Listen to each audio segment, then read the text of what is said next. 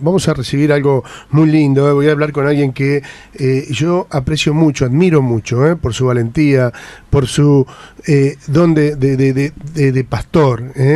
Es un pastor de nuestra iglesia, y alguien que es muy valiente. Es Monseñor Baciotto. Monseñor Héctor Díaz lo saluda, buenas tardes. Muy buenas tardes, Héctor. Le agradezco mucho que me llame y que pueda conversar con usted y a través suyo con la gente que no se escucha en la radio. Ahora no me eche tanto incienso. Mire, usted es un gran pastor, yo lo admiro mucho, ha estado 2 veces conmigo aquí sentado, hemos charlado, hemos conversado, he aprendido tanto de usted, ante todo su valentía, creo que hay que pararse, se le paró a este gobierno allí, cuando este gobierno quería promulgar la ley del aborto, y usted le habló con las palabras del Evangelio, con la palabra de nuestro Señor, y bueno, han querido hacerlo de todos lados, y usted se defendió con el Espíritu de Dios, y está muy bien. Bueno, le agradezco mucho todo ese encomio, pero no es para tanto. Fue una gran enseñanza para nosotros, como iglesia. Claro, debemos defender la vida, desde luego, sin la menor vacilación, claro.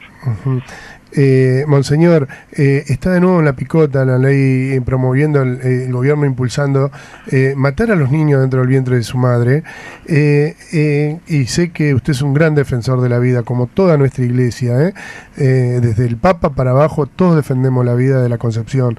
Háblenos un poquitito sobre eso, Monseñor. Claro, es interesante primero poner bien de relieve que el tema del derecho a la vida no es un tema estrictamente religioso, y a veces como que se lo pretende desprestigiar diciendo esta es cuestión de iglesia, esta es cuestión de los cristianos, etcétera, etcétera. El derecho a la vida es un derecho natural, antes de que sea reconocido. Lo que hace la iglesia, lo que hacemos los cristianos es defender ese derecho natural que tiene todo ser humano. Y sabemos, y esto es cuestión de biología elemental, que el ser humano comienza a ser ser humano desde el momento de la concepción, si no después. El momento de la concepción, y esto también está reconocido, comienza a ser ser humano. Es un derecho, y acá se trata de algo que existe antes de que se lo reconozca. Se reconoce lo que ya existe, y ese derecho a la vida es previo al reconocimiento. Por eso es muy importante decir, esto no es cuestión religiosa, esto es cuestión de ser humano. El ser humano, por el hecho de existir, tiene derecho a la vida. Desde el momento en que el ser humano, la vida le pertenece como un derecho primordial. De modo que estamos atropellando el derecho primordial que tiene el ser humano, que es, y el primero de todo, que es el de la vida. Y esto trae sus consecuencias muy, muy duras, ¿no? Si no sabemos respetar el primer paso a la vida, que es en la concepción, cuando se está formando, se está gestando el ser humano, entonces con toda impunidad podemos atropellar al ser humano en cualquier momento de su vida. Y esa falta de respeto a este primer instante de la vida del hombre es lo que genera luego la violencia. Si hay algo que el público en este momento experimenta y de lo cual se lamenta, es la falta de seguridad. Esto en todos los ambientes se lamenta, se echa de menos, no hay seguridad, falta de seguridad, etcétera, etcétera. Falta de seguridad porque no hay derecho a la vida. Si respetáramos el derecho a la vida, no habría esta inseguridad, esta violencia que en el fondo está denunciando una falta de respeto a la vida. Comienza con no respetar la vida del recién concebido. Y después normalmente, como una consecuencia lógica, se extiende a cualquier etapa de la vida. No nos extrañemos que comiencen a decir que los viejos son inútiles y hay que matarlos. Le llaman con el lindo nombre de eutanasia, pero en el fondo es decir, vamos a quitarle la vida a este viejo porque es algo que sobra en la comunidad. De modo que el tema del respeto a la vida en el primer paso es fundamental para que no tengamos violencia, para que no tengamos inseguridad, para que no tengamos que poner reja por todos lados para asegurarnos. Es verdad, monseñor, lo que usted dice, cuánta verdad, cuánta sabiduría, y qué simple que lo hace y qué simple que lo dice para que todos nosotros, los pequeños, entendamos, ¿no? Y que la gente esté tan... Yo veo a veces las mismas mujeres cómo salen con esa rabia de decir, si está dentro de mi cuerpo, yo tengo... y la verdad que es indignante, ¿no? A veces uno se enoja y lo único que puede hacer es decir, bueno, elevo una oración y lo único que puedo hacer, pero puedo hacer algo más. Me siento aquí en la radio y grito que la vida hay que respetarla, y como decía la Madre Teresa de Calcuta, siempre me quedó a mí ese dicho de la Madre Teresa que dijo, si una madre es capaz de matar en el vientre, en su propio vientre a su propio hijo, ¿qué no se puede esperar desde ahí para adelante, no? Claro, eso es evidentemente, y nosotros estamos constatando el hecho de la violencia y la inseguridad. Su raíz está en no saber respetar la vida, y cuando no lo respetamos en sus inicios, lógicamente, ¿para qué lo vamos a respetar después, no? Uh-huh. Y el hecho de que la madre quiera librarse de su hijo no queda impune. Ella misma sufre las consecuencias del aborto, y esto ya conocido, el síndrome del aborto, ¿no? Uh-huh. Ese libro que sí se publicó con bastante extensión en un momento, Miriam, ¿por qué llora? Es la constatación del lamento, del dolor que experimenta aquella madre que se ha querido librar de su hijo acudiendo al aborto. Y esto no se dice, porque detrás de todo esto hay muchas veces negocio, ¿no? Claro. El negocio del aborto, claro, con todas las implicancias que esto tiene, ¿no? Pero es sumamente importante partir que el primer derecho que tiene el ser humano, y el primordial sobre el cual se van sumando los demás, es el derecho a la vida, y la vida desde el comienzo. Uh-huh. El momento en que comienza a ser humano, el momento de la concepción, de ese momento el ser humano consiguientemente ya tiene derecho a la vida, se lo reconozca o no. Una cosa es que existe el derecho y otro que no se lo reconozca. Lamentablemente, y esta es la aberración, es no querer reconocerlo. Y partiendo del mismo principio de no reconocer un derecho natural, podemos llegar a las consecuencias más aberrantes. Uh-huh. Y eso es muy grave.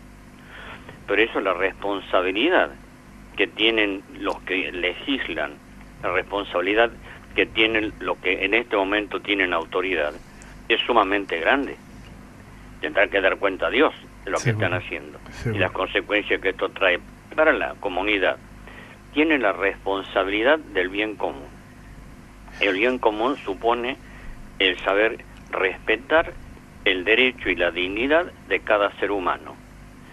Si esto no se hace, se está traicionando la misión que se tiene. No está cumpliendo con el deber que le es propio. Monseñor, ¿usted cree que, por qué cree usted que realmente desde el gobierno, sus legisladores, sus diputados, sus senadores, impulsan el querer que salga enseguida esa ley del aborto, cuando la presidenta, entre comillas, ella se declaró sí a la vida, no a la muerte, que a mí me cuesta un poquito, ¿no? Porque bueno, ellos se manifestaron siempre a favor del aborto, ¿no? Usted los ha enfrentado allí en el 2005 y realmente siempre se manifestaron a favor de la muerte, y ahora desde que está está el Santo Padre Francisco al frente de la iglesia, ellos es como que bajaron un poquito los decibeles, no sé si para pegar un gran salto o vio cuando uno se agacha nunca sabe para qué es, ¿no? ¿Qué opina usted, monseñor? Bueno, francamente yo no puedo opinar sobre qué es lo que piensa la presidenta. En el fondo yo creo que ella en esto no solamente por el hecho de estar cercana al Papa está defendiendo la vida. Yo creo que es algo que como mujer lo tiene que tener muy metido dentro, ¿no? Pero hay una presión muy grande a través de los medios y en el fondo se está queriendo como congraciarse, sobre todo con las Naciones Unidas, con todo este movimiento que existe en el mundo para la limitación de la natalidad, con una concepción totalmente falsa de que no va a haber alimento suficiente para los hombres. Entonces hay toda una campaña de carácter mundial, y justamente en esto es donde se habrá hecho hincapié para los legisladores en pro del aborto. Es decir, en el fondo, la limitación de la natividad con el aborto es evitar el exceso de gente en la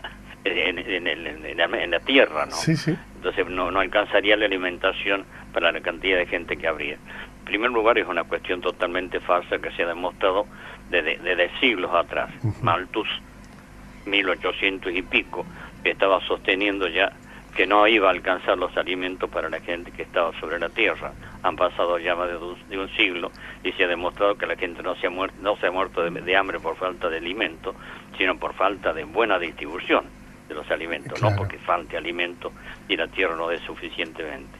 De modo que todo esto ha de tener en el fondo una presión que viene de las Naciones Unidas y de todas las instituciones que están en torno, para que acá también se ponga la ley del aborto, ¿no? Y a eso creo que están cediendo los legisladores que están en favor, ¿no? Es una mentalidad en contra de la vida por razones puramente materiales, ¿no?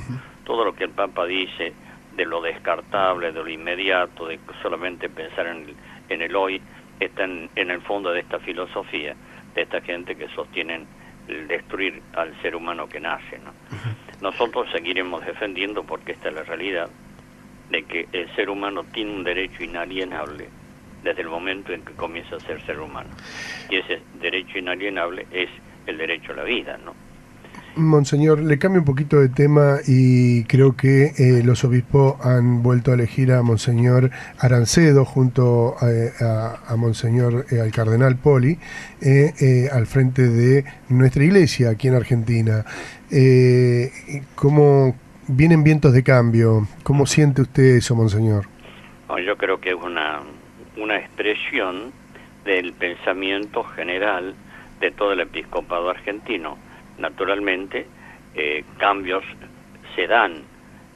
Transcurridos 6 años es normal que haya cambios en la cabeza del episcopado argentino, y lógicamente esto responde a la necesidad propia de una institución que vive, ¿no? Si está viviendo, tiene que haber cambios, y vendrán los cambios que hay en cada una de las comisiones, ¿no? Porque ahora sí tenemos la cabeza, pero faltan todas las comisiones todavía, ¿no? Es una cosa normal en toda institución, ¿no? Esperemos que puedan hacerlo bien y responder efectivamente a las expectativas que todo el mundo tiene, ¿no? Pidamos por ellos. Monseñor, ha sido tan claro todo lo que nos dijo. Solamente le voy a pedir que nos deje la bendición. Bueno, primero le agradezco de corazón que me recuerden de vez en cuando y me llamen, ¿eh? Ya saben que cuente conmigo en lo Siempre. que yo pueda colaborar con ustedes. Y naturalmente pedimos a Dios que los bendiga. En primer lugar, a ustedes que están frente a la radio con una responsabilidad de dar a conocer la verdad.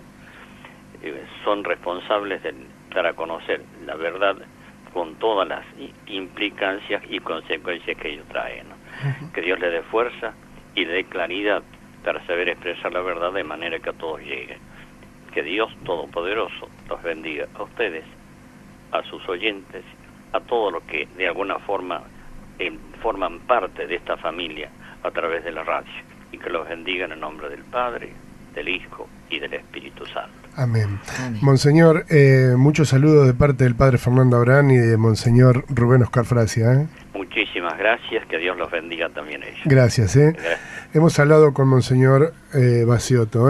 Vamos a recibir algo muy lindo. Voy a hablar con alguien que yo aprecio mucho, admiro mucho, por su valentía, por su don de pastor. Es un pastor de nuestra iglesia, y alguien que es muy valiente. Es Monseñor Baciotto. Monseñor Héctor Díaz lo saluda. Buenas tardes. Muy buenas tardes, Héctor. Le agradezco mucho que me llame y que pueda conversar con usted, y a través suyo con la gente que no se escucha en la radio. Aquí ahora y bueno, han querido hacerlo de todos lados, y usted se defendió con el Espíritu de Dios, y está muy bien. Bueno, le agradezco mucho todo ese encomio, pero no es para tanto. Fue una gran enseñanza para nosotros. como iglesia. Claro, debemos defender la vida, desde luego, sin la menor vacilación, claro.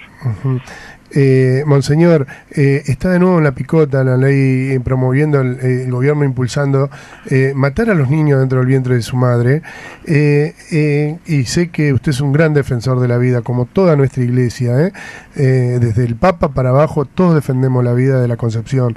Háblenos un poquitito sobre eso, Monseñor. Claro, es interesante, primero, poner bien de relieve que el tema del derecho a la vida no es un tema estrictamente religioso, y a veces como que se lo pretende desprestigiar diciendo esta es cuestión de iglesia, esta es cuestión de los cristianos, etcétera, etcétera. El derecho a la vida es un derecho natural, antes de tanto incienso. Mire, usted es un gran pastor, yo lo admiro mucho, ha estado 2 veces conmigo aquí sentado, hemos charlado, hemos conversado, he aprendido tanto de usted, ante todo su valentía, bueno. Creo que hay que pararse, se le paró a este gobierno allí, cuando este gobierno quería promulgar la ley del aborto, y usted le habló con las palabras del Evangelio, con la palabra de nuestro Señor, y desde que sea reconocido. Lo que hace la iglesia, lo que hacemos los cristianos es defender ese derecho natural que tiene todo ser humano.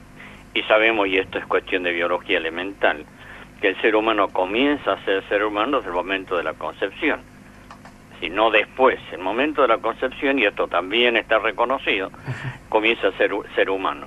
Es un derecho, y acá se trata de algo que existe antes de que se lo reconozca.